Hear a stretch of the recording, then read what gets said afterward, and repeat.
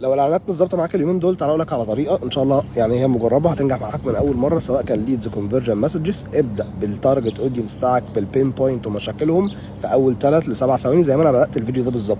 ان اعلاناتك انت مش ناجحه، فانت لما تاخد النهارده شريحه واحده بس من الشرايح بتاعتك، تقدم لها البين بوينت بتاعتها، تشاور لها عليها وتحلها لها في البدايه خالص، تبين ان المنتج او الخدمه هيحل المشكله دي في اول من 3 ل 7 ثواني.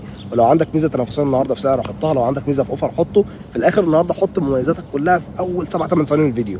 اعرف وتاكد مليون في المية ان اعلانك هينجح. ليه؟ لان الالجوريثم او الخوارزميات بتشتغل ازاي؟